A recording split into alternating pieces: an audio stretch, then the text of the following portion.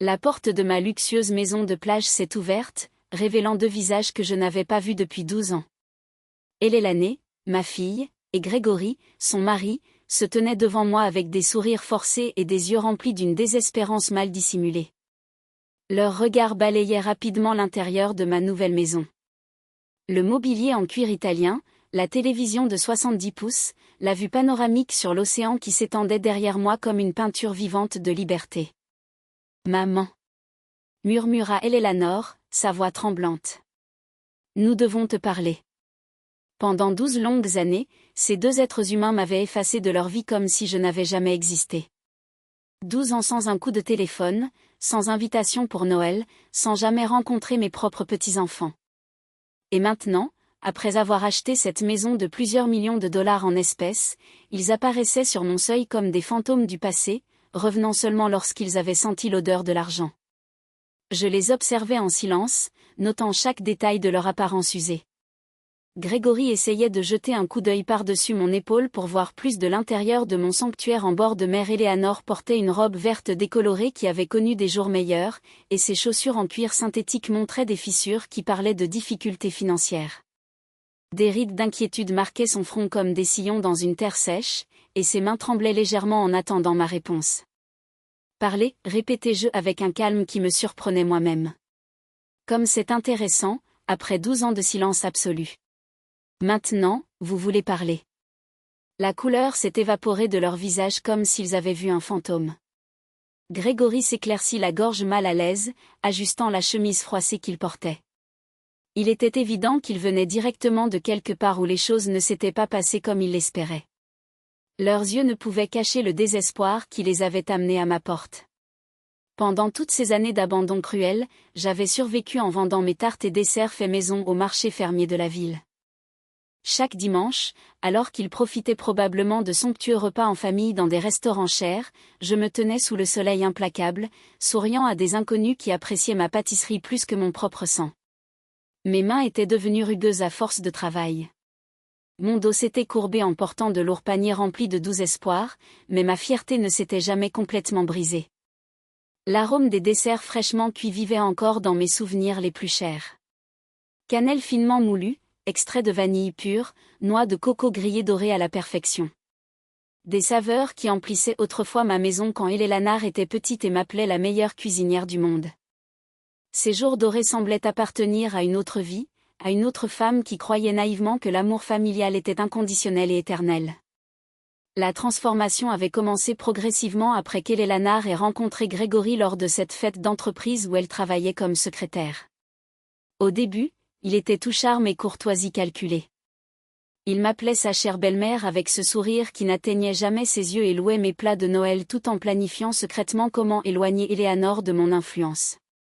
Mais petit à petit, j'ai commencé à remarquer les changements subtils qui s'insinuaient dans notre relation comme un poison lent.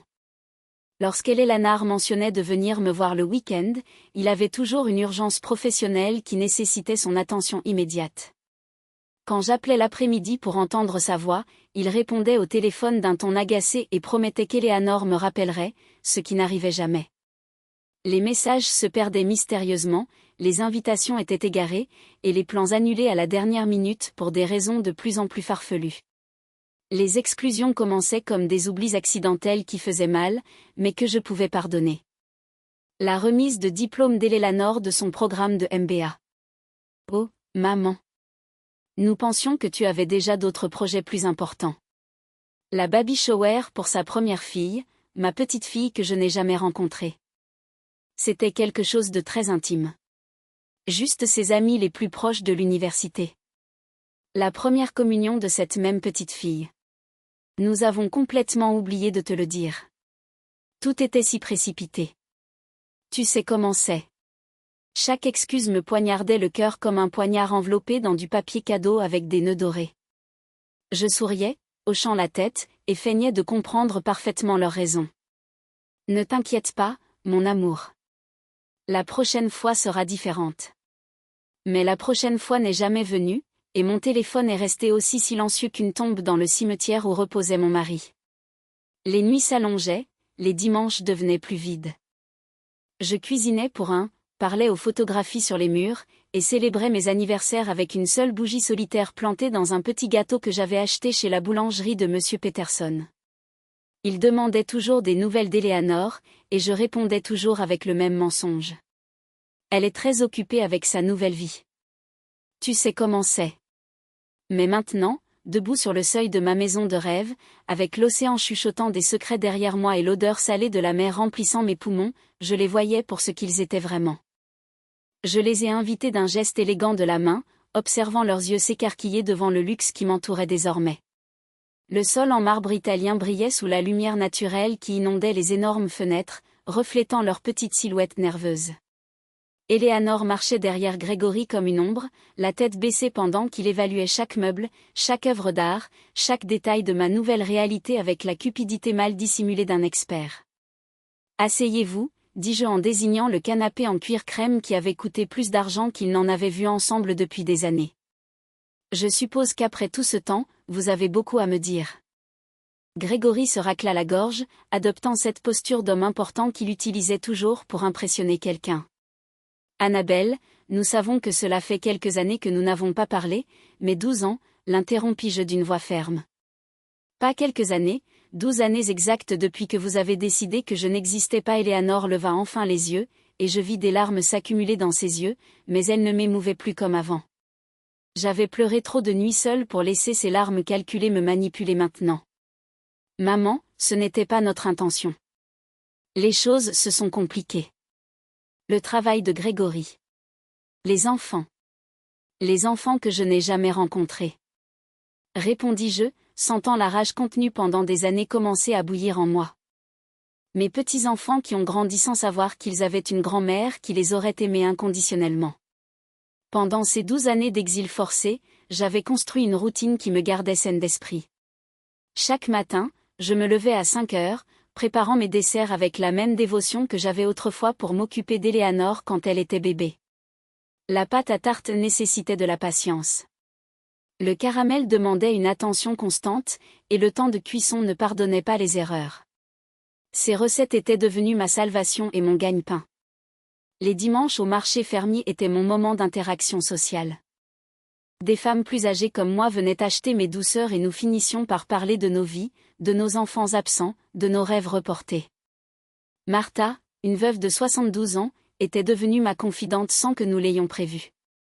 Elle aussi avait été abandonnée par ses enfants après leur mariage. Elle savait aussi la douleur d'être invisible pour ceux qui étaient autrefois le centre de votre univers. Les enfants pensent qu'une fois qu'ils forment leur propre famille, nous, les parents, ne comptons plus. Me disait Martha en achetant 3 tartes à emporter chez ses voisins. Mais quand ils ont besoin de quelque chose, oh, alors ils se souviennent que nous existons. Quelle conversation prophétique cela avait été. Maintenant, en regardant Eleanor se tordre les mains nerveusement pendant que Grégory calculait mentalement la valeur de ma nouvelle vie, je comprenais parfaitement ce que Martha voulait dire. Le changement chez Eleanor avait été graduel mais implacable. Pendant les premières années de son mariage, elle m'appelait encore de temps en temps, mais les conversations devenaient mécaniques, remplies de silences gênants. Grégory était toujours présent en arrière-plan, se raclant la gorge ou faisant des commentaires qui coupaient nos échanges comme des lames aiguisées. « Ta mère a toujours un drame », l'entendis-je dire une fois quand Eleanor pensait avoir raccroché. « Ma mère ne nous dérange jamais avec ses problèmes personnels, ses problèmes personnels. » C'est ainsi que Grégory avait classé ma solitude, mon désir naturel de maintenir le contact avec ma seule fille, mon besoin de faire partie de sa nouvelle famille. Tout ce que je ressentais et avais besoin avait été réduit à des problèmes personnels qui perturbaient leur vie conjugale parfaite. Les invitations familiales commencèrent à arriver moins fréquemment jusqu'à disparaître complètement. D'abord, c'était le dîner de Thanksgiving. Cette année, ce sera quelque chose de petit, maman. Juste nous 4. Puis Noël. Les enfants sont malades. Mieux vaut reporter. Puis les anniversaires. Tout s'est compliqué avec le travail de Grégory. Chaque excuse était accompagnée de promesses vides sur un prochain rendez-vous qui n'est jamais venu. Eleanor avait développé un talent spécial pour rendre chaque rejet raisonnable. Chaque exclusion semblait temporaire, chaque abandon se sentait comme si c'était pour mon bien. Nous ne voulons pas que tu te sentes obligée de venir, maman. Tu es assez vieille pour te reposer et profiter de ta paix et tranquillité. Ma paix et tranquillité. Comme si la solitude était un cadeau que j'avais demandé. Comme si me réveiller chaque matin dans un appartement silencieux était mon idée du bonheur. Comme si cuisiner pour un et manger devant la télévision était ma définition d'une vie pleine. Les années passaient comme les pages d'un calendrier que personne ne lisait. Ma routine était devenue si prévisible que même le facteur savait exactement à quelle heure j'arrosais les plantes sur mon petit balcon. Lundi, préparer des tartes aux pommes. Mardi, des salades de gélatine de différentes saveurs. Mercredi, des gâteaux au chocolat qui se vendaient comme des petits pains. Jeudi, des muffins qui parfumaient tout mon appartement. Vendredi, des chaussons à la citrouille épicée. Samedi, prépare tout pour le jour du marché. Dimanche, le marché, les dames, les conversations qui remplissaient temporairement le vide dans ma poitrine. Mais il y avait aussi des moments de solitude si profonde que je pensais y sombrer. Des nuits entières éveillées, fixant le téléphone qui ne sonnait jamais, attendant un message qui n'arrivait jamais. Des Noëls célébrés avec des émissions de télévision et un petit arbre artificiel que j'avais décoré seul. Le réveillon du Nouvel An accueilli avec un verre de vin mousseux tiède et l'espoir renouvelé que peut-être cette année serait celle des retrouvailles. La douleur la plus aiguë survenait à des moments inattendus lorsque je voyais des familles entières au parc. Quand j'entendais d'autres grands-mères parler de leurs petits-enfants. Quand je passais devant des magasins de jouets et me demandais ce que les miens aimeraient. Éléanore avait eu 3 enfants que je connaissais seulement par des photos floues sur les réseaux sociaux que je consultais depuis de faux comptes, comme une espionne de ma propre famille. Maman. La voix d'Éléanore me ramena au présent.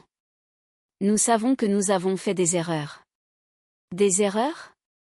Le mot sortit de ma bouche comme une balle. Effacer ta mère de ta vie pendant 12 ans était une erreur. Nier à tes enfants l'amour de leur grand-mère était une erreur. Grégory se tortillait sur son siège, comprenant enfin que cette conversation ne se déroulerait pas comme il l'avait prévu. Ses yeux continuaient de scruter mon salon, calculant, évaluant, planifiant son prochain mouvement comme l'expert manipulateur qu'il avait toujours été. Ce n'étaient pas des erreurs, continuai-je, sentant la vérité s'écouler de ma gorge comme de la lave chaude après des années de répression. Ce furent des décisions conscientes, calculées, cruelles. Tu as choisi de m'effacer de vos vies comme si j'étais un vieux meuble devenu inutile. Éléanore commença à pleurer, mais ses larmes n'avaient plus le pouvoir de me désarmer comme autrefois. J'avais pleuré seule trop de nuits, me demandant ce que j'avais fait de mal, comment j'avais échoué en tant que mère, pourquoi mon amour inconditionnel n'avait pas suffi à garder ma famille unie. Maman, s'il te plaît, laisse-nous expliquer. Éléanore tenta entre 2 sanglots. Expliquer quoi ? Ma voix s'éleva sans que je puisse la contrôler. Vous allez m'expliquer pourquoi je ne connaissais pas ma petite fille quand elle a fait ses premiers pas ? Pourquoi je n'étais pas là quand mon petit-fils a perdu sa première dent ? Pourquoi j'ai passé 12 Noëls à cuisiner pour personne pendant que vous construisiez des souvenirs familiaux sans moi ? Grégory finit par parler avec ce ton condescendant qu'il avait perfectionné au fil des ans.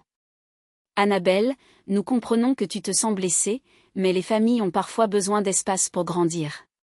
Ce n'était rien de personnel contre toi. Le rire qui échappa de ma gorge était si amer que même moi, j'étais surprise. Rien de personnel, Grégory. Tu as transformé ma fille en étrangère. Tu as planté du poison dans son cœur contre moi. Tu as décidé que je n'avais pas ma place dans la vie que vous construisiez. Je me souvenais avec une clarté douloureuse du jour où Éléanore m'avait communiqué sa décision finale. C'était un mardi pluvieux d'octobre, exactement 12 ans auparavant. Elle était arrivée à mon appartement avec une expression que je n'avais jamais vue sur son visage auparavant. Froide, distante, comme si elle remplissait une obligation désagréable. Maman, Grégory et moi avons parlé, commença-t-elle sans même accepter le café que j'avais préparé pour elle comme toujours. Nous pensons qu'il vaut mieux que tu aies moins de contact avec nous pendant un certain temps. Moins de contact ? Demandai-je, sentant le monde vaciller sous mes pieds. Qu'est-ce que cela signifie ? Cela signifie que tu n'es plus la bienvenue chez nous. Cela signifie que nous ne voulons plus que tu appelles constamment. Cela signifie que nous avons besoin d'espace pour être une famille sans interférence extérieure. Interférence extérieure. C'est ce que ma propre fille m'avait appelé. Comme si j'étais une voisine intrusive, une étrangère qui s'immisçait dans des affaires qui ne la concernaient pas. Pas sa mère, qui l'avait portée pendant 9 mois dans son ventre, qui avait passé des nuits sans sommeil quand elle avait de la fièvre, qui avait travaillé des quarts doubles pour payer ses études. Éléanore, je ne comprends pas ce que j'ai fait de mal, comment j'ai échoué. Ma voix se brisa, mais elle resta impassible. Ce n'est pas une question de ce que tu as fait de mal, maman. C'est une question de ce qui est mieux pour mon mariage et mes enfants. Grégory doit savoir que je mets notre famille nucléaire en premier avant quiconque. Quiconque? C'est ce que j'étais pour ma fille. Quiconque? Mais Éléanore, je suis ta mère. Je suis la grand-mère de tes enfants. Je ne suis pas une étrangère qui menace ton mariage. Grégory dit que les belles-mères causent toujours des problèmes dans les jeunes mariages. Il dit qu'il vaut mieux établir des limites claires dès le départ. Grégory dit, Grégory pense, Grégory a besoin. À un moment donné, la voix de ma fille était devenue un écho de la sienne. Ses pensées avaient été remplacées par les siennes. Son cœur avait été reprogrammé pour battre au rythme qu'il avait imposé. Et qu'en est-il de ce que tu dis, Éléanore? Qu'en est-il de ce que tu penses? Qu'en est-il de ton cœur? Elle resta silencieuse pendant de longues minutes, et un instant, je pensais que la fille que j'avais élevée avec tant d'amour reviendrait à moi. Mais quand elle parla, sa voix sonnait creuse, répétée, comme si elle récitait des répliques d'une pièce de théâtre. Je pense que Grégory a raison. Je pense que c'est mieux ainsi, pour tout le monde, y compris toi, maman. Tu peux avoir ta propre vie sans t'inquiéter de nous. C'était la dernière vraie conversation que nous avons eue. Après ce jour, Éléanore devint un fantôme qui m'envoyait parfois des messages froids et superficiels. J'espère que tu vas bien, maman. Joyeux anniversaire. Bonne année. Des messages automatiques sans âme, sans amour, comme ceux qu'une entreprise envoie à ses clients. Les premiers mois après cette rupture furent les plus sombres de ma vie. J'ai perdu du poids. J'ai perdu le sommeil. J'ai perdu l'espoir. Chaque matin, je me réveillais en espérant que c'était un cauchemar, qu'Éléanore appellerait pour s'excuser, que tout reviendrait comme avant. Mais le téléphone restait silencieux et la réalité devenait de plus en plus lourde chaque jour. C'est Martha qui me sauva de sombrer complètement dans la dépression. Elle apparut à ma porte un dimanche matin alors que j'étais restée au lit pendant 3 jours sans me doucher, sans manger plus que des crackers et du thé glacé. Annabelle, lève-toi. Tu as 2 choix. Tu peux rester ici à mourir pour une fille qui ne te mérite pas, ou tu peux construire une nouvelle vie qui te correspond. Ces mots étaient durs, mais ils avaient la force de la vérité. Cet après-midi-là, elle m'a aidé à nettoyer mon appartement, à organiser mes recettes, et à planifier ma nouvelle entreprise de dessert. Si tu vas souffrir, me dit-elle alors que nous battions la première fournée de garniture de tarte depuis des mois, fais-le en faisant quelque chose de productif. Et ainsi, ma nouvelle vie commença lentement, douloureusement, mais avec détermination. Chaque tarte que je vendais était un pas vers l'indépendance émotionnelle. Chaque client satisfait était une petite victoire personnelle. Chaque dollar que je gagnais prouvait que j'avais de la valeur, même si ma propre fille ne le voyait pas. Les dimanches au marché devinrent ma thérapie hebdomadaire. Les dames qui achetaient mes desserts devinrent ma nouvelle famille choisie. Nous partagions des histoires d'enfants ingrats, de mariages qui divisaient les familles, de la solitude d'être mère dans une société qui te rejette quand tu n'es plus utile. Mon fils me dit que je suis trop dramatique quand je me plains qu'il ne vient pas. Une dame nommée Johanna me le dit en goûtant ma gelée de mangue. Mais ce n'est pas du drame. C'est une vraie douleur. C'est le besoin humain fondamental de se sentir aimé et valorisé par ceux que tu as mis au monde. Maintenant, assise dans mon salon, qui coûtait plus que tout ce qu'Éléanore et Grégory possédaient ensemble, je me souvenais de chaque larme, de chaque nuit blanche, de chaque anniversaire solitaire, et je les voyais là, petits et désespérés, cherchant quelque chose de moi après m'avoir tourné le dos pendant plus d'une décennie. Alors, après 12 ans de silence, je dis d'une voix contrôlée, « Qu'est-ce qui vous amène exactement à ma porte ?» Grégory et Éléanore échangèrent un regard significatif. Enfin, il se racla de nouveau la gorge. Annabelle, la vérité est que nous traversons une période très difficile. Une période très difficile. Je répétais ces mots lentement, savourant l'ironie comme si c'était du miel amer. Quelle coïncidence extraordinaire que vous veniez me chercher juste au moment où vous avez des problèmes, après 12 ans à considérer mon existence comme sans importance pour vos vies parfaites. Grégory se tortillait sur le canapé, préparant clairement le discours qu'il avait répété pendant le trajet jusqu'à chez moi. Ses yeux évitaient les miens alors qu'il formulait les mots qu'il pensait adouciraient mon cœur. La société de construction a fait faillite il y a 6 mois, avoua-t-il enfin. Nous avons perdu toutes nos économies. La maison est en saisie. Eleanor a dû quitter son emploi pour s'occuper des enfants parce que nous ne pouvons pas nous permettre de crèche. Nous vivons chez mes parents, mais ils ont aussi des problèmes financiers. Eleanor hocha la tête désespérément, comme si confirmer leur malheur générerait automatiquement ma compassion. Maman, les enfants demandent pourquoi ils n'ont pas leur propre chambre, pourquoi papa est toujours en colère, pourquoi maman pleure la nuit, nous ne savons pas quoi faire. Ah, dis-je, m'adossant à mon fauteuil en cuir italien. Donc maintenant je suis utile. Maintenant j'existe, maintenant je fais partie de la famille. Comme c'est pratique. Pendant ces 12 années d'ostracisme, j'avais développé une capacité spéciale à lire entre les lignes, à détecter la manipulation émotionnelle, à me protéger des gens qui n'approchaient que quand ils avaient besoin de quelque chose. Les dames du marché m'avaient appris que les enfants revenaient souvent vers leurs parents quand la vie les frappait, non par amour véritable, mais par pure commodité. Ce n'est pas comme ça, maman, protesta Eleanor, sa voix se brisant. Je t'ai toujours aimé. J'ai toujours pensé à toi. C'était juste les circonstances, les circonstances. Je l'ai interrompu avec un sourire qui n'atteignait pas mes yeux. Parlons des circonstances, Eleanor. Quand ton premier fils a eu une pneumonie il y a 8 ans et a été hospitalisé pendant 1 semaine. Où étais-je? Quand ton deuxième fils s'est cassé le bras en jouant au foot il y a 5 ans, m'as-tu appelé? Quand ta plus jeune fille a eu des problèmes à l'école l'année dernière, as-tu pensé à demander conseil à sa grand-mère? Chaque question était une flèche visant le centre de sa culpabilité. Eleanor pâlissait à chaque fois car elle savait que la réponse était la même. Elle n'avait pensé à moi à aucun moment difficile de leur vie. Ce n'est que maintenant, quand ils avaient besoin d'argent, quand leur monde s'effondrait financièrement, qu'ils se souvenaient qu'ils avaient une mère. Nous savions que tu avais des problèmes financiers, murmura Grégory, essayant de justifier l'injustifiable. Nous ne voulions pas être un fardeau pour toi alors que tu pouvais à peine te soutenir en vendant des desserts. L'audace de son commentaire me laissa sans voix un moment. Non seulement ils avaient justifié mon exclusion à cause de ma pauvreté, mais maintenant ils avaient le culot de l'admettre ouvertement, comme si c'était une raison valable d'abandonner un être cher. Je vois, dis-je avec un calme qui me surprit.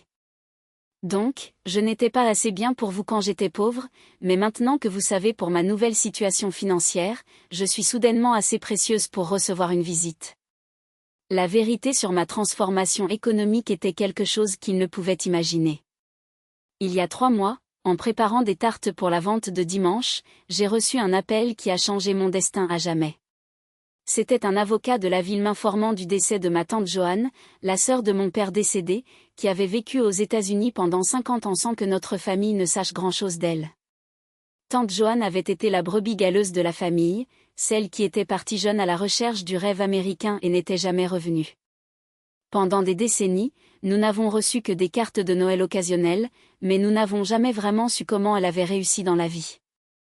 Il s'est avéré qu'elle avait très bien réussi.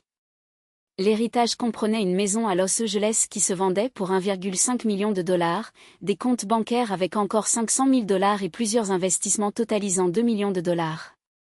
Du jour au lendemain, je suis passé de compter des centimes pour acheter des ingrédients pour mes desserts à avoir plus d'argent que je n'avais jamais rêvé d'en posséder. Mais le plus important dans cet héritage n'était pas l'argent. C'était la lettre que ma tante Joanne avait laissée spécifiquement pour moi. Dans cette lettre, elle m'a dit comment elle avait suivi ma vie à travers les réseaux sociaux, comment elle avait vu ma solitude, l'abandon de ma famille, ma lutte quotidienne pour survivre. Elle expliquait qu'elle avait décidé de me laisser tout parce qu'elle reconnaissait en moi la même femme forte qu'elle avait été, quelqu'un qui avait été sous-estimé et abandonné par sa famille, mais qui n'avait jamais abandonné. Annabelle, disait la lettre dans l'écriture tremblante d'une femme de 92 ans. J'ai vu comment ta fille t'a traité. J'ai vu ta dignité et ta solitude. Cet argent est pour que tu vives tes dernières années comme la reine que tu as toujours été, pas comme la mendiante qu'il voulait que tu sois. Avec cet héritage, j'ai acheté cette maison au bord de la mer. Un endroit où je pouvais me réveiller chaque matin en écoutant les vagues et en respirant l'air frais, libre des souvenirs douloureux et des personnes toxiques. Pour la première fois en 12 ans, j'ai dormi en toute paix. Maman.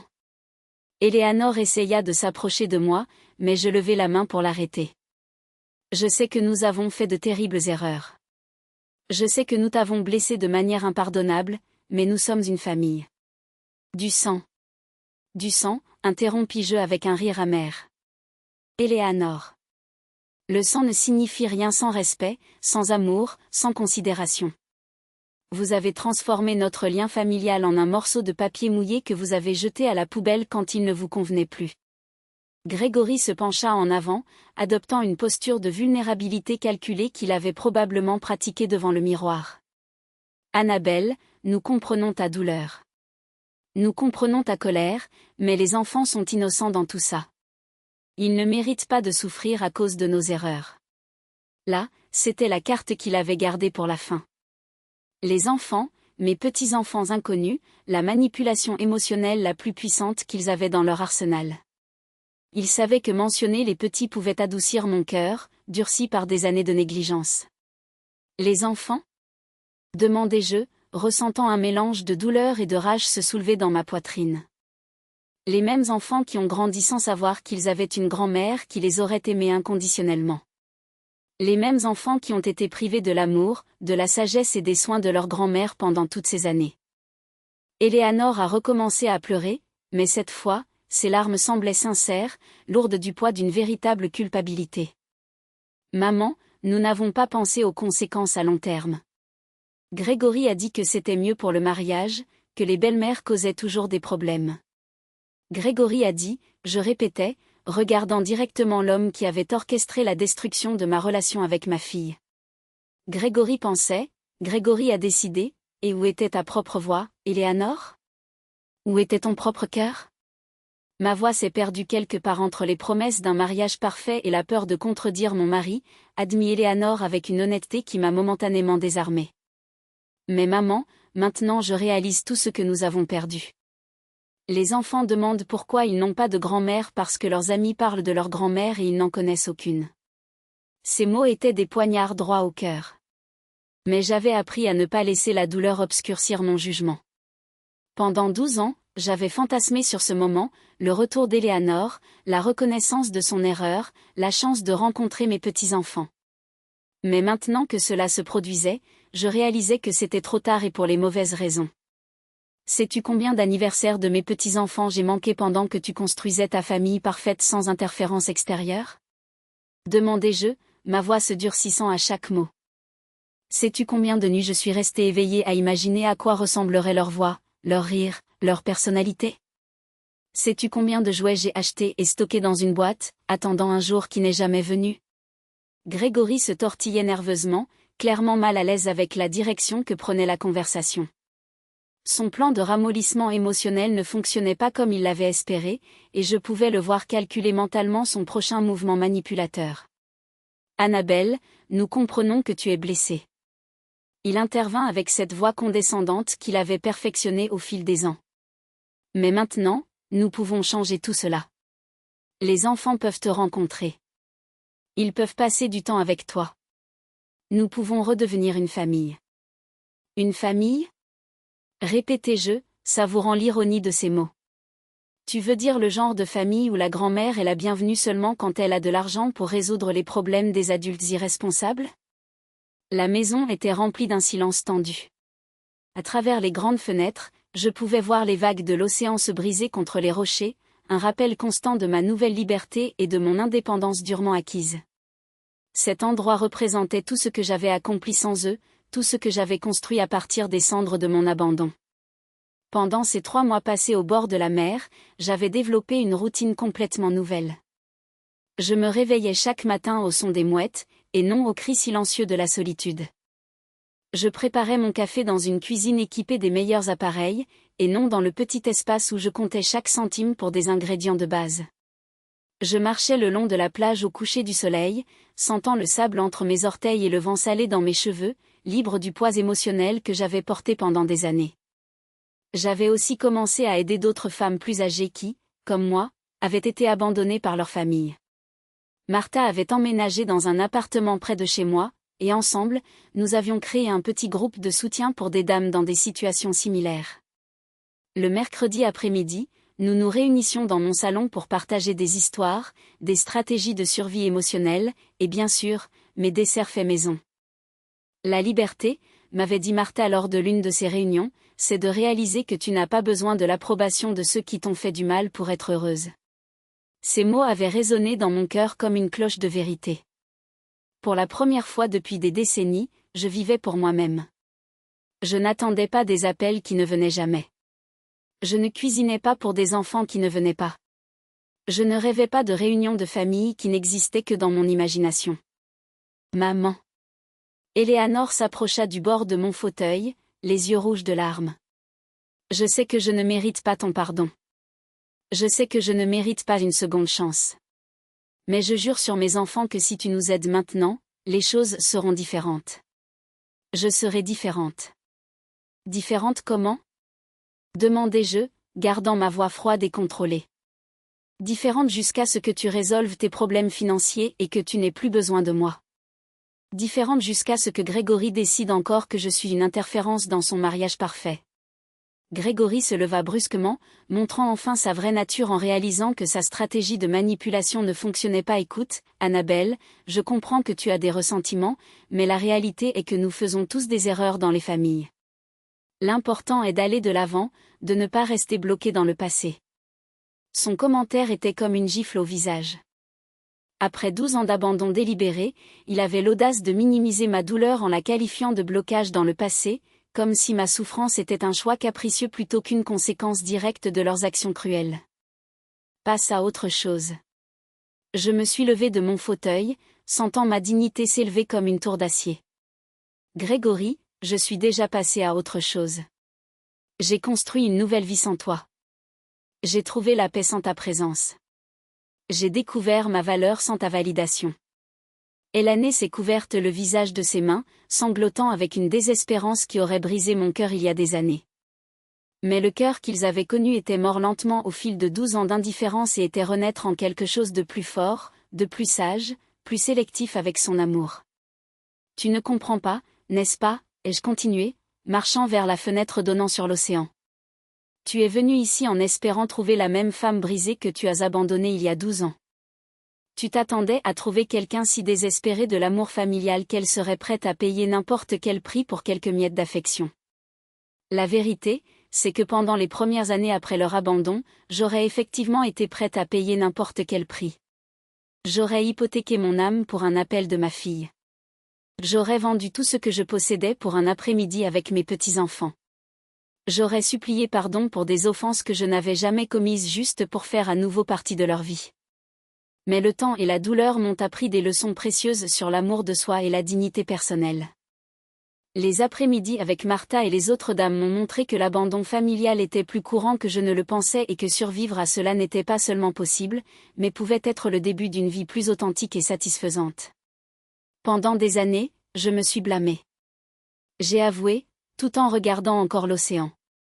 Je pensais avoir échoué en tant que mère, que j'avais été trop médaillée, trop présente, trop aimante. Je me suis torturée, cherchant le moment exact où j'ai perdu ma fille. Je me suis tournée pour les regarder directement, et je pouvais voir comment mes mots les affectaient de différentes manières. Élanée semblait vraiment dévastée, comme si elle comprenait enfin l'ampleur des dégâts qu'ils avaient causés. Grégory, en revanche, montrait des signes d'impatience et de frustration, calculant clairement s'il valait la peine de continuer avec cette stratégie ou s'il devait essayer une approche différente. Mais finalement, j'ai compris la vérité, ai-je continué. Je n'ai pas perdu ma fille à cause de quelque chose que j'ai mal fait. Je l'ai perdue parce qu'elle a choisi un homme qui considérait une belle-mère présente comme une menace pour sa fragile masculinité.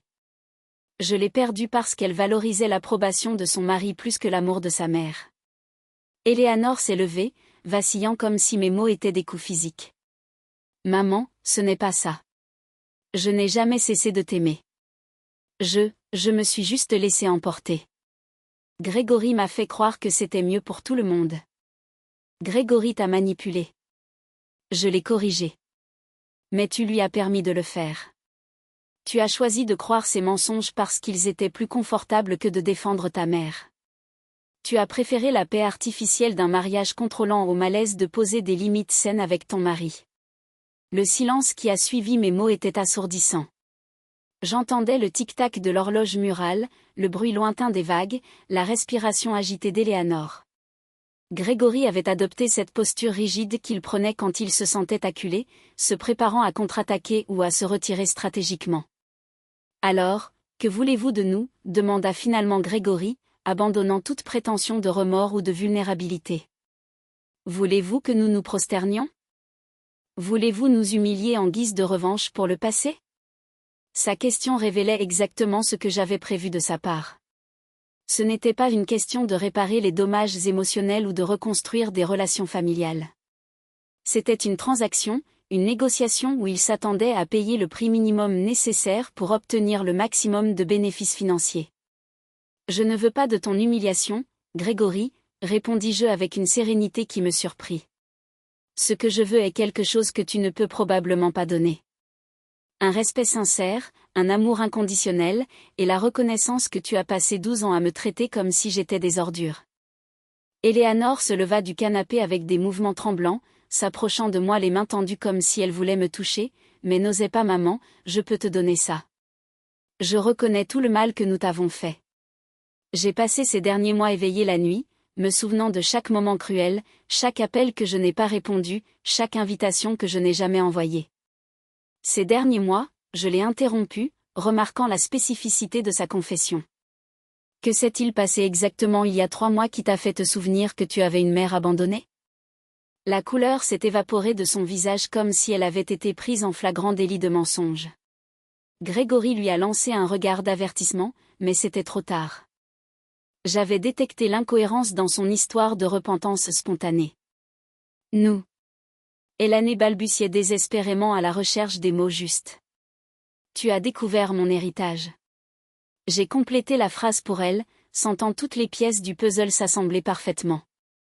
Quelqu'un t'a parlé de ma nouvelle maison, de ma nouvelle situation financière. C'est pourquoi tu es ici. Pas par amour, pas par un véritable remords, mais parce que tu as découvert que la mère que tu as abandonnée a maintenant de l'argent. Grégory a essayé de reprendre le contrôle de la situation, mais son masque de vulnérabilité s'était complètement fissuré. Annabelle, ce n'est pas vrai.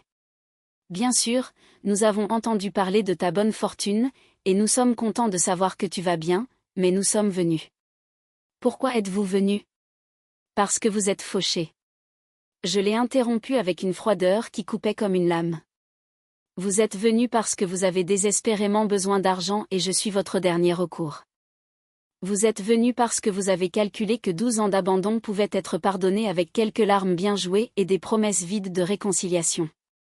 La vérité sur la façon dont ils avaient découvert ma nouvelle situation m'était parvenue la semaine précédente par l'intermédiaire de Martha. Sa nièce travaillait à la banque où le transfert de mon héritage avait été traité et avait entendu des conversations sur la dame qui vendait des tartes et qui avait maintenant des millions de dollars. Les rumeurs circulent vite dans les petites villes, surtout quand il s'agit de transformations économiques aussi dramatiques. C'est Monsieur Peterson de la boulangerie qui a dit à la moitié de la ville, avait expliqué Martha lors d'un de nos après-midi café. Il dit qu'Élanée et Grégory se renseignent sur toi, voulant savoir si c'est vrai que tu es devenu riche du jour au lendemain. Cette information avait été comme un vaccin contre tout espoir romantique que j'aurais pu avoir pour une véritable réunion. Quand je les ai vus apparaître à ma porte, je savais déjà exactement pourquoi ils étaient là et ce qu'ils voulaient de moi. Maman, oui, nous avons découvert ton héritage, avoua enfin Élanée, les larmes coulant sur ses joues. Mais cela ne veut pas dire que nous sommes ici juste pour l'argent. Nous sommes ici parce que nous avons réalisé que nous avons fait la plus grande erreur de nos vies. Tu te rends compte maintenant ? Demandai-je en me dirigeant vers la cuisine et en me versant un verre d'eau fraîche. Tu ne t'es pas rendu compte pendant les 12 ans que j'ai passé à pleurer ton absence. Tu ne t'es pas rendu compte quand j'ai passé 3 Noëls consécutifs à l'hôpital avec une pneumonie parce que la solitude avait affaibli mon système immunitaire. Tu ne t'es pas rendu compte quand j'ai dû vendre mes bijoux de mariage pour payer des médicaments. Chaque révélation était une bombe qui explosait dans le silence tendu de mon salon.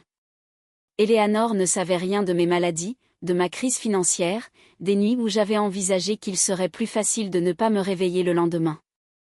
Pour elle, j'avais existé dans une bulle temporelle, figée au moment de son départ, attendant patiemment son retour éventuel. Nous ne savions pas, murmura Elané, mais son excuse sonnait creux même à ses propres oreilles. Tu ne savais pas parce que tu n'as jamais demandé, la corrigeai-je. Pendant 12 ans, tu aurais pu décrocher le téléphone juste une fois pour savoir comment allait ta mère. Tu aurais pu envoyer un message demandant si j'avais besoin de quelque chose. Tu aurais pu passer à mon appartement pour vérifier si j'étais encore en vie. Grégory se leva brusquement, clairement frustré que son plan de manipulation émotionnelle ne produise pas les résultats escomptés. Très bien, Annabelle, on a compris. Tu es en colère. Mais nous sommes ici maintenant. Nous sommes ici pour demander pardon, pour vouloir arranger les choses. Cela ne compte pas pour quelque chose ? Sa question révélait la profondeur de son incompréhension des dégâts qu'ils avaient causés. Pour lui, le pardon était quelque chose qui pouvait être obtenu simplement en se présentant et en s'excusant. Comme si 12 ans d'abandon émotionnel pouvaient être effacés par une conversation inconfortable.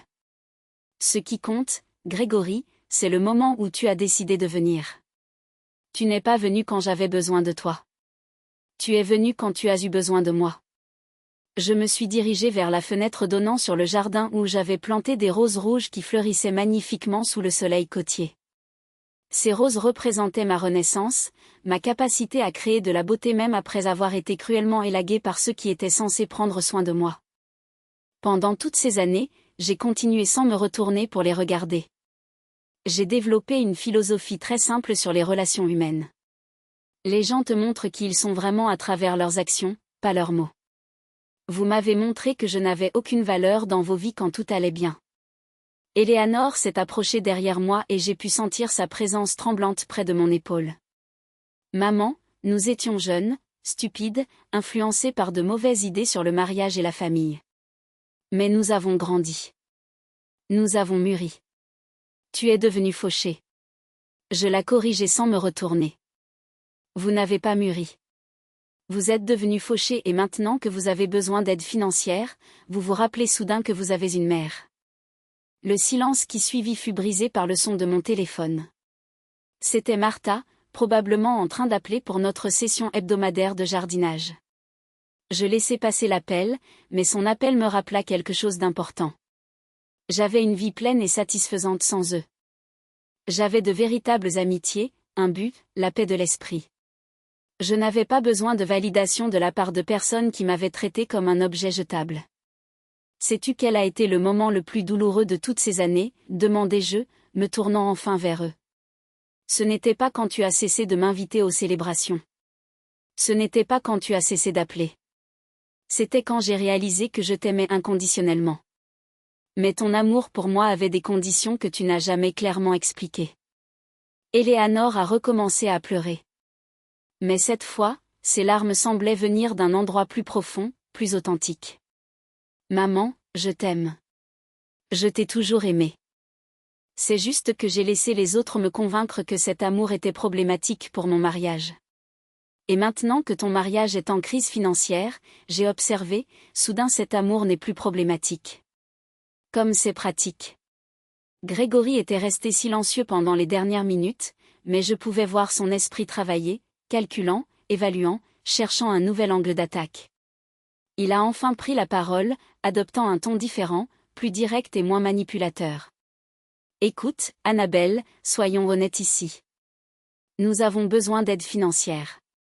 Tu as de l'argent. Nous sommes de la famille, même si nous avons eu des problèmes dans le passé. N'est-il pas naturel pour la famille de s'entraider dans les moments difficiles ? Sa brutalité était presque rafraîchissante après tant de manipulations émotionnelles mal jouées. Au moins maintenant, nous parlions clairement de ce qu'il voulait vraiment de moi. C'est intéressant que tu mentionnes le concept de la famille qui s'entraide, répondis-je avec un sourire qui n'était rien de chaleureux. Où était cette philosophie familiale quand je travaillais 14 heures par jour à vendre des desserts pour survivre ? Où était cette solidarité familiale quand je devais choisir entre acheter des médicaments ou de la nourriture? Sais-tu ce qui est le plus pathétique dans tout ça? Je continuai, sentant des années de douleur contenue se transformer en une clarté cristalline qui coupait comme un scalpel. Que si tu étais venu il y a un an, quand je vivais encore dans ce petit appartement, quand je comptais encore des pièces pour acheter des ingrédients, je t'aurais probablement accueilli à bras ouverts. J'aurais pleuré de joie. J'aurais tout pardonné sans condition.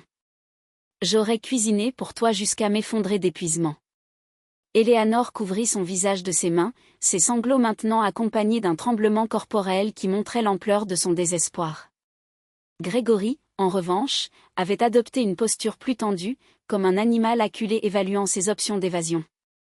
Mais l'argent m'a donné quelque chose que je n'avais jamais eu pendant ces 12 années d'abandon. Je continuai, marchant lentement dans mon salon comme un juge prononçant une sentence. Cela m'a donné de la perspective. Cela m'a donné la liberté de choisir qui mérite d'être dans ma vie et qui ne le mérite pas. Cela m'a donné le pouvoir de dire non sans craindre les conséquences. Pendant mes premières semaines dans cette maison, j'avais passé de nombreuses heures à réfléchir à cette possibilité exacte. Que ferais-je si Éléanore et Grégory apparaissaient à ma porte? Comment réagirais-je?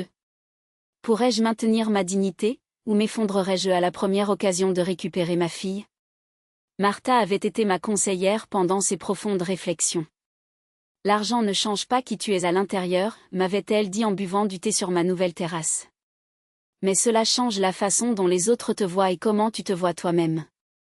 La question est, vas-tu utiliser cette nouvelle perspective pour être plus sage ou pour refaire les mêmes erreurs émotionnelles du passé?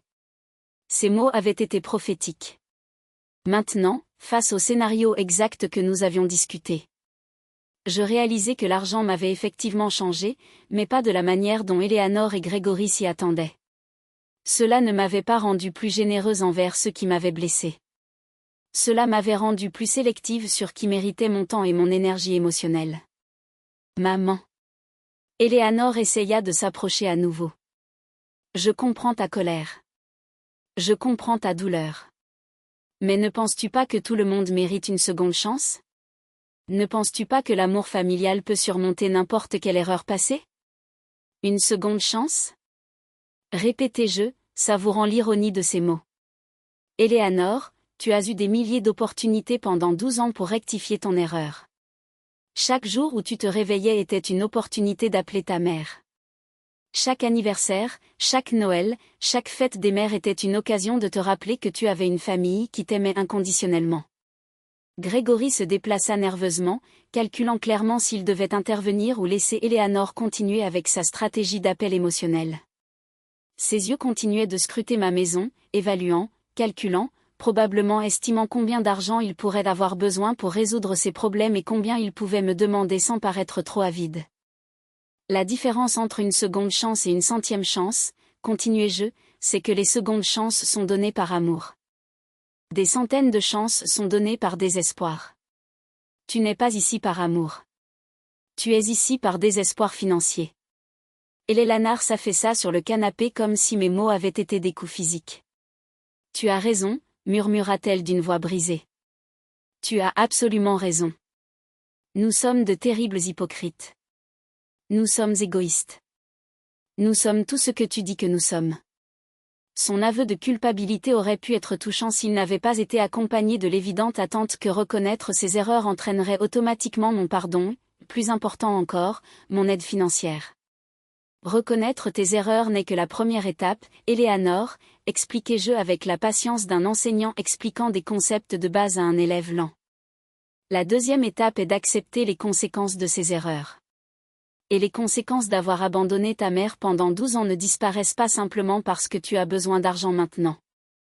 Je me rendis à la cuisine et commençai à préparer du café. Non pas parce que je voulais prolonger cette visite, mais parce que j'avais besoin d'un moment pour traiter le surréalisme de la situation. Après tant d'années à rêver de cette réunion, la réalité était bien plus froide et calculée que je ne l'avais imaginée. Pendant que le café infusait, j'entendis des chuchotements urgents entre Éléanore et Grégory dans le salon. Je ne pouvais pas saisir les mots exacts, mais le ton était clairement celui de la stratégie et de la négociation.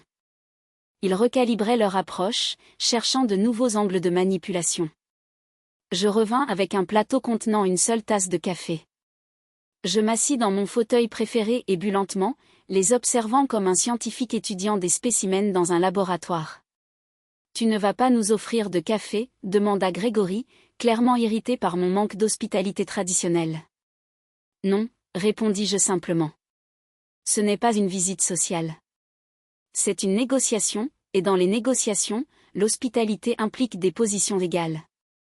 Nous ne sommes pas en position égale. » Eleanor semblait vraiment blessée par ma froideur, mais Grégory affichait une expression de respect réticent, comme s'il comprenait enfin que la femme devant lui n'était pas celle qu'ils avaient abandonnée il y a 12 ans. « D'accord, » dit Grégory, adoptant un ton plus direct. « Parlons clairement. Nous avons besoin de 100 000 $ pour sauver la maison et recommencer. Nous savons que tu as de l'argent. Nous savons que nous sommes de la famille. Que dois-tu entendre pour nous aider ? » Sa question était si transactionnelle, si dépourvue d'émotions sincères qu'elle me fit presque rire. Il avait réduit 12 ans d'abandon familial à une simple négociation commerciale. Quel mot magique devait-il dire pour accéder à mon argent ?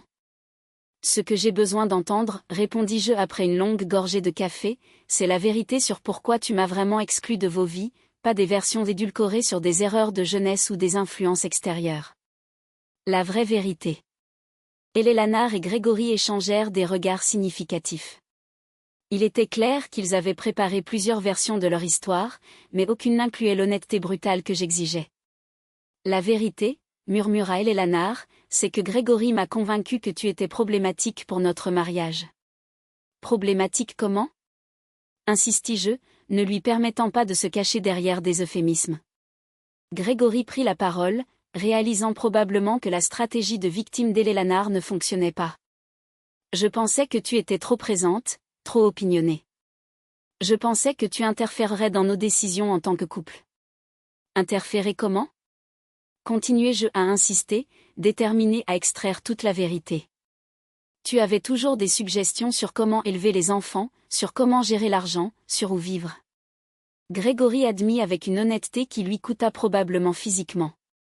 Et Eleanor t'écoutait toujours. Elle considérait toujours ton opinion avant la mienne. Voilà, la vérité nue. Grégory avait vu mon influence maternelle comme une menace pour son contrôle total sur Eleanor. Il ne pouvait pas tolérer l'idée que sa femme est une source de sagesse et de soutien indépendante de lui. Donc, tu m'as éliminé parce que je représentais une voie alternative dans la vie d'Eleanor, résumai-je. Tu m'as éliminé parce que mon amour inconditionnel pour ma fille menaçait ton besoin d'être sa seule source de validation et de direction. Le silence confirma mon analyse. Eleanor leva enfin la tête, ses yeux brillaient, mais avec une expression de compréhension tardive. Maman, maintenant je comprends que Grégory avait tort. Je comprends que j'ai besoin de ta voix dans ma vie. Je comprends que j'ai fait la plus grande erreur de mon existence en choisissant de lui plaire plutôt qu'en honorant notre relation. Ces mots semblaient sincères, mais ils arrivaient 12 ans trop tard et dans le mauvais contexte. Il est facile de reconnaître des erreurs quand les conséquences de ces erreurs te détruisent financièrement. Tu comprends maintenant que tu as besoin de ma voix dans ta vie. Répétai-je lentement ces mots. Mais vous avez spécifiquement besoin de ma voix pour dire oui à un prêt de 100 000 $. Eleanor tressaillit à la précision chirurgicale de mon observation. Grégory, au contraire, semblait irrité par mon refus d'accepter le récit de repentance qu'ils avaient si soigneusement construit. Annabelle, assez avec les jeux psychologiques. Il explosa enfin, montrant sa vraie personnalité pour la première fois cet après-midi-là. On comprend, tu es en colère. On comprend. Nous avons fait des erreurs, mais nous sommes ici maintenant, demandant de l'aide, prêts à faire amende honorable. Que veux-tu de plus ? Son éclat était exactement ce que j'attendais. Le moment où le masque de vulnérabilité tomberait complètement et révélerait l'homme contrôlant et manipulateur qu'il avait toujours été. Le même homme qui avait convaincu Eleanor qu'un amour maternel était une menace pour son mariage. Ce que je veux, Grégory, c'est quelque chose que tu ne pourras jamais me donner, répondis-je avec un calme qui contrastait dramatiquement avec son agitation. Je veux retrouver 12 ans de ma vie. Je veux avoir connu mes petits-enfants depuis qu'ils étaient bébés. Je veux avoir été présente pour leurs premiers pas, leurs premiers mots, leurs premiers jours d'école. Je me levai de mon fauteuil et marchai vers une étagère où je gardais les quelques photos de famille que j'avais sauvées de ma vie précédente. Je pris une en particulier, Eleanor à 5 ans, souriant sans dents de devant, m'enlaçant la jambe avec une pure adoration dans les yeux. Cette petite fille m'aimait inconditionnellement, dis-je en leur montrant la photo. Cette petite fille m'appelait sa meilleure amie, son héros, sa personne préférée au monde. Que lui est-il arrivé, cette petite fille, Eleanor ? Eleanor regarda la photo avec une expression de douleur si intense que, pendant un instant, je pensais qu'elle allait s'évanouir. Cette petite fille a grandi et est devenue une femme faible qui a laissé un homme insécure détruire la chose la plus précieuse qu'elle avait dans sa vie. Sa réponse me surprit par sa brutalité. C'était la première fois de l'après-midi qu'elle montrait une réelle compréhension de l'ampleur de ce qu'elle avait perdu, pas seulement de ce qu'elle devait récupérer pour résoudre ses problèmes actuels. Exactement. Je confirmai, remettant la photo à sa place. Et maintenant, cette femme faible vient chercher la mère qu'elle a abandonnée, non pas parce qu'elle a trouvé sa force et sa voix indépendante, mais parce qu'elle a besoin d'argent. Grégory se leva brusquement, clairement frustré par la direction de la conversation. Tu sais quoi, Annabelle ? Peut-être que tu avais raison depuis le début. Peut-être que tu es trop dramatique, trop compliqué. Peut-être que c'était mieux que nous nous éloignions de tout ce drame émotionnel. Ces mots étaient comme un cadeau inattendu. Après des heures de manipulation soigneuse, il avait enfin montré sa vraie nature, confirmant tout ce que je soupçonnais de lui depuis des années. Voilà, dis-je, souriant sincèrement pour la première fois de l'après-midi. Voilà l'homme réel. L'homme qui avait convaincu Eleanor que l'amour maternel était un drame émotionnel. L'homme qui ne pouvait pas tolérer que sa femme ait une source de soutien indépendante. Eleanor regarda Grégory avec une expression d'horreur grandissante, comme si elle voyait enfin quelque chose qui était devant elle depuis des années, mais qu'elle avait refusé d'admettre. Grégory, murmura-t-elle d'une voix tremblante. Penses-tu vraiment que ma mère est dramatique d'être blessée après que nous l'ayons abandonnée pendant 12 ans ? Eleanor, ne la laisse pas te manipuler à nouveau, répondit Grégory, adoptant ce ton paternaliste qu'il avait probablement utilisé pour la contrôler tout au long de leur relation. Elle joue avec tes émotions pour te faire sentir coupable. Non, Eleanor dit avec une fermeté qu'elle n'avait pas montrée de tout l'après-midi. Elle ne joue pas avec mes émotions. Elle exprime la douleur légitime que nous lui avons causée. Elle est honnête sur les conséquences de nos terribles actions. Je regardais cet échange avec l'intérêt d'un spectateur assistant à une pièce que je connaissais par cœur. C'était fascinant de voir comment la désespérance financière avait commencé à fissurer la dynamique de pouvoir que Grégory avait si soigneusement construite au fil des ans. Eleanor, dis-je doucement, réalises-tu qu'encore maintenant, dans ce moment de crise, ton mari est plus préoccupé par le contrôle de ta réaction que par la réparation des dégâts qu'ils m'ont causés ? Eleanor se tourna vers Grégory avec de nouveaux yeux, comme si elle voyait un étranger. Tu as raison, murmura-t-elle. Même maintenant, il est plus préoccupé par le fait d'avoir raison que de faire ce qu'il faut. Eleanor, ne te laisse pas emporter, insista Grégory. Mais sa voix avait perdu l'autorité confiante qu'elle avait maintenue pendant des années. Nous devons nous concentrer sur la résolution de nos problèmes, pas sur la relitigation du passé. Nos problèmes, répétai-je, notant le choix spécifique des mots. Grégory, tes problèmes financiers ne sont pas mes problèmes. Ta faillite n'est pas ma responsabilité.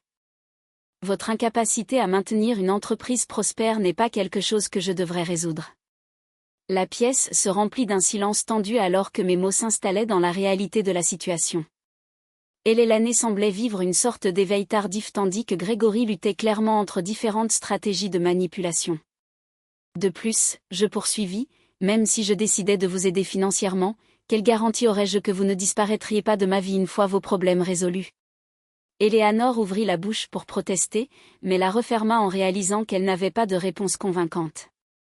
La vérité, c'est qu'il n'y avait aucune garantie, et tout le monde dans cette pièce le savait. Pendant ces 3 mois passés ici, continuai-je, j'ai développé une belle routine paisible. Je me lève quand je veux. Je mange ce que je veux. J'admire les couchers de soleil depuis ma terrasse. Je lis des livres que j'ai toujours voulu lire. J'aide d'autres femmes qui ont vécu des expériences similaires aux miennes. Je m'approche à nouveau de la fenêtre, observant les vagues qui se brisaient rythmiquement contre les rochers. J'ai découvert que la paix intérieure est inestimable. J'ai appris que la solitude choisie est infiniment supérieure à une compagnie toxique. Maman. Elelane s'approcha par derrière, sa voix à peine un murmure. Que dois-je faire pour gagner ton pardon? Que dois-je faire pour retrouver ton amour? Je me retournai pour lui faire face, voyant dans ses yeux une désespérance qui allait au-delà de la crise financière. Pour la première fois, elle semblait comprendre qu'elle avait perdu quelque chose de bien plus précieux que de l'argent ou des biens. Éléanore, dis-je avec une profonde tristesse que je ne m'attendais pas à ressentir. Mon pardon n'est pas à vendre, et mon amour n'a jamais été perdu. Le problème, c'est que tu as transformé notre relation en une transaction commerciale le jour où tu as décidé que je n'étais précieuse que quand j'étais utile pour toi. Grégory, voyant qu'il perdait le contrôle de la situation, tenta une dernière approche désespérée. Annabelle, si tu ne nous aides pas, les enfants vont souffrir. Ils vont perdre leur maison. Ils vont devoir changer d'école. Ils vont vivre dans la pauvreté. Peux-tu vraiment dormir paisiblement en sachant que tes propres petits-enfants souffrent? Son dernier appel était la carte qu'il avait gardée pour la dernière minute. La culpabilité liée au bien-être des enfants. C'était une stratégie calculée pour toucher le nerf le plus sensible de toute grand-mère. Grégory, répondis-je avec une sérénité qui me surprit. Les enfants vont souffrir à cause des décisions irresponsables de leurs parents, pas à cause de mon refus de les sauver des conséquences de ces décisions. C'est vous qui avez créé cette crise, n'est-ce pas? Pas moi. Elelane commença à pleurer à nouveau, mais cette fois, ses larmes semblaient venir d'une compréhension plus profonde de ce qu'elle avait réellement perdu au fil des ans. Les enfants vont souffrir, continuai-je, sentant chaque mot suspendu dans l'air comme une sentence finale. Mais ils vont souffrir les conséquences d'avoir des parents qui ont priorisé la fierté sur l'amour familial. Qui ont choisi le contrôle plutôt que la connexion, qui ont considéré l'argent comme plus important que les relations. Éléanore s'effondra complètement sur le canapé, sanglotant avec une intensité qui aurait brisé mon cœur des années auparavant. Mais le cœur qui battait dans ma poitrine maintenant avait été forgé dans le feu de 12 ans d'abandon et était devenu plus fort, plus sage, plus sélectif. Maman, murmura-t-elle à travers ses larmes. Que puis-je faire? Dis-moi, que puis-je faire pour réparer cela? Éléanore, répondis-je avec une profonde mais sereine tristesse. Certaines choses dans la vie ne peuvent pas être réparées. Certaines décisions ont des conséquences permanentes. Tu as décidé que je n'étais pas assez précieuse pour rester dans vos vies quand tout allait bien. Tu ne peux pas t'attendre à ce que je te considère maintenant assez précieuse pour te sauver quand tout va mal. Grégory se leva avec des mouvements brusques, sa frustration débordant enfin en une colère pure. Tu sais quoi, Annabelle? Tu as raison. Tu étais une erreur depuis le début. Tu étais une interférence constante dans notre mariage. Éléanore est mieux sans ton drame, sans ton besoin constant d'attention, sans ta manipulation émotionnelle. Ces mots étaient comme un dernier cadeau de clarté. Après des heures de masque et de manipulation, il avait enfin montré sa vraie essence. Un homme si peu sûr de lui qu'il avait besoin d'isoler sa femme de toutes les sources d'amour et de soutien pour se sentir puissant. Merci, Grégory, dis-je avec un sourire sincère. Merci de confirmer exactement qui tu es et pourquoi j'ai pris la bonne décision en ne vous aidant pas. Éléanore regarda son mari avec une expression d'horreur et de compréhension tardive. Grégory, tu viens vraiment d'appeler la douleur légitime de ma mère un drame? Tu viens vraiment de confirmer que tu m'as manipulé pour l'éloigner? Éléanore, ne la laisse pas te troubler avec ses jeux d'esprit, insista Grégory. Mais sa voix avait perdu toute autorité. Nous avons besoin de cet argent. Nous devons sauver notre famille. Ma famille, répétai-je en marchant vers la porte d'entrée, a été détruite il y a 12 ans lorsque tu as décidé qu'une belle-mère aimante était plus dangereuse qu'une faillite émotionnelle. Maintenant, tu récoltes ce que tu as semé. Elane se leva, titubant, me suivant vers la porte avec des pas incertains. Maman, s'il te plaît. Je te jure que si tu nous aides maintenant, tout sera différent. Je serai différente. Je mettrai des limites avec Grégory. Je défendrai notre relation. Éléanore, dis-je en posant ma main sur la poignée de la porte. Tu promets d'être différente sous une pression financière extrême. Tu promets des changements que tu n'as pas réussi à faire en 12 ans de mariage. Pourquoi devrais-je croire que cette crise va magiquement faire de vous de meilleures personnes? Grégory s'approcha, adoptant une posture plus agressive. Annabelle, tu vas regretter cette décision. Nous allons dire à toute la ville comment tu as abandonné ta propre famille dans leurs besoins. Nous allons nous assurer que tout le monde sache quel genre de mère tu es vraiment. Son menace était si prévisible qu'elle me fit presque rire. C'était la dernière carte désespérée d'un manipulateur qui avait perdu tout son pouvoir, la menace de détruire ma réputation sociale. Grégory, répondis-je d'un calme qui le désarma visiblement. La ville sait déjà exactement quel genre de mère je suis.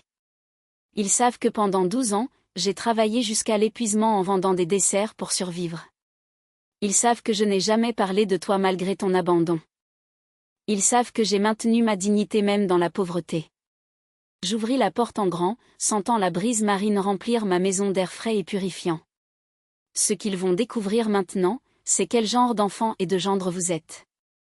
Ils vont découvrir comment vous avez traité une mère aimante pendant 12 ans et comment vous n'êtes apparu à sa porte que lorsque vous aviez besoin d'argent. Éléanore s'arrêta sur le seuil, se retournant pour me regarder une dernière fois. Dans ses yeux, je vis quelque chose que je n'avais pas vu depuis des années. Du respect. Du respect mêlé de douleur, de regret, avec une compréhension tardive de ce qu'elle avait perdu. « Maman, murmura-t-elle. J'espère qu'un jour tu pourras nous pardonner. J'espère qu'un jour nous pourrons trouver un moyen de guérir tous ces dégâts. » Éléanore, répondis-je avec une tristesse qui englobait des décennies de douleur. Le pardon n'est pas une question d'oublier le passé. C'est se libérer du poids du ressentiment. Je me suis déjà libérée. Ce dont tu as besoin, ce n'est pas de mon pardon. C'est d'apprendre à vivre avec les conséquences de tes décisions. Grégory partit le premier, clairement furieux et vaincu. Éléanore le suivit lentement, se retournant plusieurs fois comme si elle voulait dire quelque chose de plus, mais les mots ne vinrent jamais. Je les regardais marcher vers leur vieille voiture cabossée, leurs petites silhouettes insignifiantes contre l'immensité de l'océan. Après 12 ans, ils avaient enfin quitté ma vie de la même manière qu'ils y étaient entrés, cherchant quelque chose pour eux sans offrir quoi que ce soit de véritable en retour. Je fermai doucement la porte et retournai dans mon salon où le silence semblait être une bénédiction. Il n'y avait ni cris, ni manipulation, ni drame émotionnel, juste la paix. Je me versai un verre de vin blanc que j'avais gardé pour une occasion spéciale et sortis sur ma terrasse. Le soleil commençait à se coucher, peignant le ciel de teintes dorées et roses qui se reflétaient sur les vagues calmes. Mon téléphone sonna. C'était Martha. « Comment ça s'est passé avec les visiteurs inattendus ?» demanda-t-elle avec la sagesse de quelqu'un qui avait vécu des expériences similaires. « Exactement comme nous l'avions prévu, » répondis-je en prenant une gorgée de vin et en sentant la paix s'installer dans mes os. Ils sont venus pour de l'argent, pas pour de l'amour. Ils ont confirmé tout ce que nous savions déjà sur eux. Et comment te sens-tu? Je réfléchis à sa question en regardant un goéland glisser gracieusement sur les vagues. Je me sens libre, Martha. Je me sens complètement, absolument libre. Cette nuit-là, après l'appel avec Martha, je marchais le long de la plage sous les étoiles, le sable frais entre mes orteils, le bruit rythmique des vagues, l'immensité de l'océan s'étendant jusqu'à l'horizon. Tout me rappelait que j'avais choisi une vie de paix plutôt qu'une vie de complications familiales toxiques. Dans les jours suivants, la nouvelle de la visite d'Éléanore et Grégory se répandit dans la ville comme je l'avais prédit, mais les réactions étaient exactement à l'opposé de ce que Grégory avait attendu. Les dames du marché exprimèrent leur soutien, beaucoup partageant des histoires similaires d'enfants qui n'apparaissaient que lorsqu'ils avaient besoin d'argent. « Tu as bien fait, Annabelle, » me dit Monsieur Peterson de la boulangerie lorsque je suis allée acheter du pain une semaine plus tard. Une mère qui se respecte enseigne à ses enfants à la respecter aussi. 2 mois plus tard, je reçus un message texte d'Éléanore. C'était simple, sans manipulation, sans demande. « Maman, je suis en thérapie. J'apprends sur les relations toxiques et les limites saines. J'espère qu'un jour, quand je serai vraiment prête à être la fille que tu mérites, tu pourrais envisager de me connaître à nouveau. Je t'aime. » Je n'ai pas répondu immédiatement. Au lieu de cela, j'ai enregistré le message et j'ai continué ma nouvelle vie, mes matins au jardin, mes après-midi à aider d'autres femmes âgées, mes soirées en solitude contemplative. Peut-être qu'un jour Eleanor trouverait vraiment sa voie indépendante. Peut-être qu'un jour elle apprendrait à établir des limites saines avec Grégory. Peut-être qu'un jour nous pourrions construire une relation basée sur le respect mutuel plutôt que sur un besoin désespéré. Mais jusqu'à ce jour, s'il venait un jour, je continuerais à vivre ma vie pleine et digne, entourée de l'océan infini, qui me rappelait chaque jour que certains courants sont trop forts pour être changés, et que la sagesse réside dans l'apprentissage à naviguer des eaux plus calmes. L'argent m'avait donné beaucoup de choses, mais la plus précieuse n'était pas la maison ou les luxes. C'était la capacité de choisir qui méritait mon temps, mon énergie et mon amour. Et j'avais choisi judicieusement. Si vous avez aimé mon histoire, vous pouvez me soutenir en envoyant un super merci pour que je puisse écrire plus d'histoires comme celle-ci. Merci beaucoup d'avance. Et vous? Que feriez-vous à la place de cette personne? J'aimerais vraiment connaître vos pensées. Alors, laissez-les dans les commentaires. Je suis toujours curieuse de savoir ce que vous en pensez. Oh, et faites-moi savoir où vous avez entendu cette histoire. Si vous voulez entendre plus d'histoires de vie comme celle-ci, aimez la vidéo et abonnez-vous à ma chaîne. Il y en a beaucoup d'autres qui vous attendent. Gros câlins et à bientôt.